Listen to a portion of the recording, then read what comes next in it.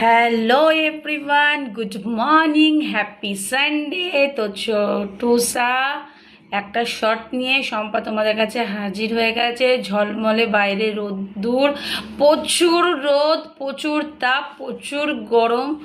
তো সেটা নিয়ে চলে এসেছি তোমাদের কাছে, আর নিয়ে এসেছি চা, গরম গরম চা, যাতে সারাদিনের এনার্জিটা এই চা থেকেই পাওয়া যায়। নিয়ে এসেছি বিস্কিট।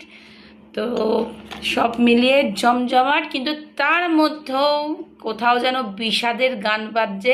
সেটা হচ্ছে সোহাগের খুব শরীর খারাপ। এই যে সোহাগ শুয়ে আছে আর তো বসে আছে, আজকে স্যার এক্ষুনি ঢুকবে।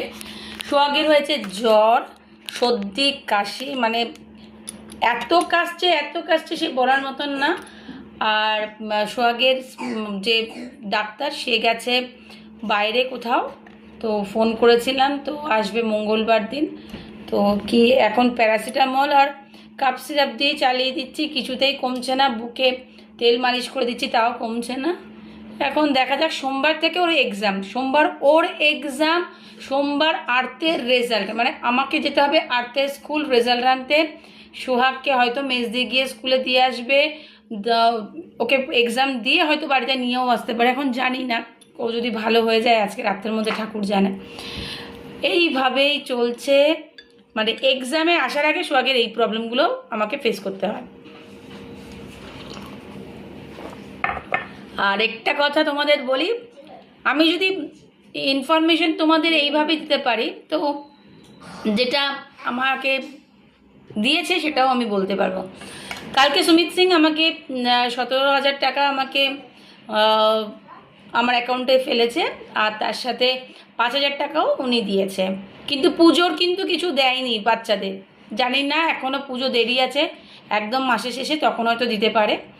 আমাকে 17,000 যেমন দেয় তেমনিই দিয়েছে। 5,000 টাকা ওর বুয়া, মানে আমার ননদ, বড় ননদ, যে ওদের রাখিতে 5,000 টাকা দিয়েছিল ওই অ্যাকাউন্টে, সেই অ্যাকাউন্টের টাকাটা সুমিত সিং কালকে দিয়ে দিয়েছে। এটাই তোমাদের ইনফরমেশন দেওয়া, তাই সকাল সকাল চলে এলাম। আর দেখি দুপুরবেলায় কি রান্না করি, দুপুরবেলায় কি রান্না করব না করবো এখনও পর্যন্ত ডিসাইড করিনি, যেহেতু বাচ্চার শরীর খারাপ, তো জানি না কি করব। যেটাই করবো সেটাই জানাবো তোমাদের। তো সবাই খুব ভালো থেকো, সুস্থ থেকো। আর জামা কাপড় সবাই আশা করি রোদে দিচ্ছ।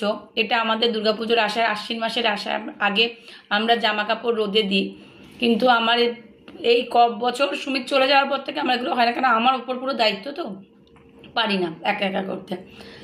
যাই হোক, আর বড়